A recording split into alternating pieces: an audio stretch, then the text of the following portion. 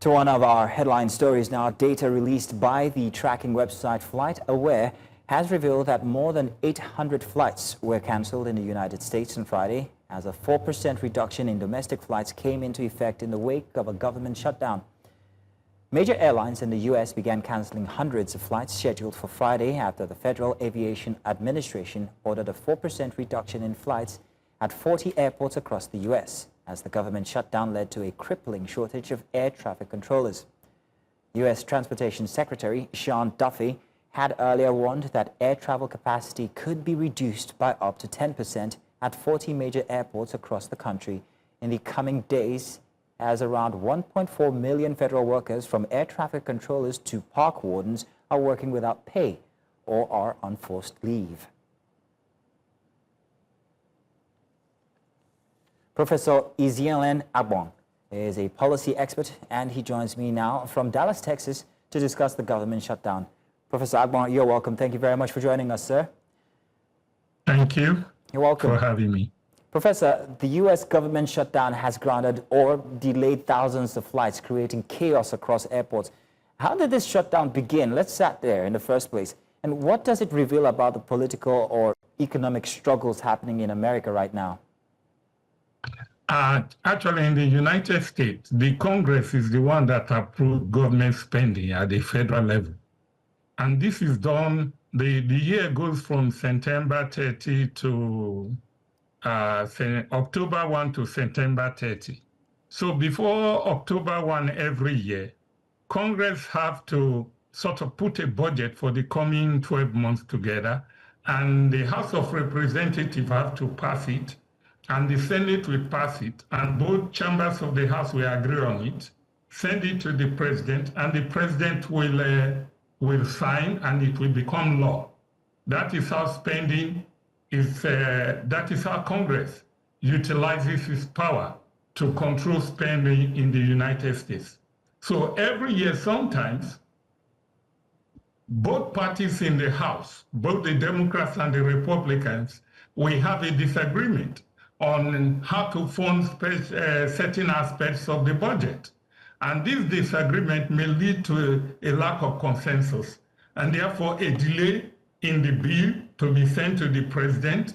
And at the end, September 30 or October 1, the government sort of runs out of money to pay federal workers.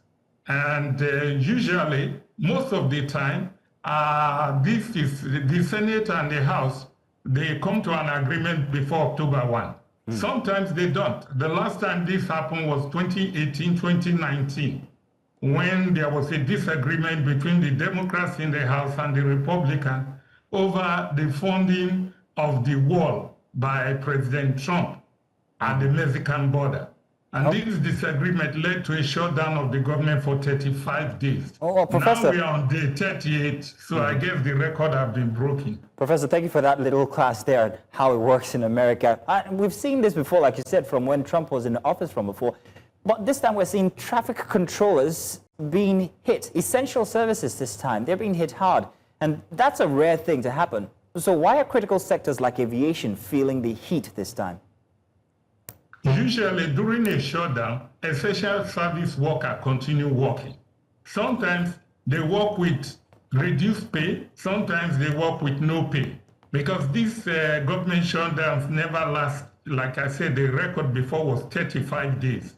So for instance, in 2018-19, a lot of federal workers work without pay, including the air traffic controllers. There are about 14,000 air traffic controllers. They are all federal government employees. They work for the FAA, the Federal Aviation Administration. And usually it's a very high, intense, stressful job.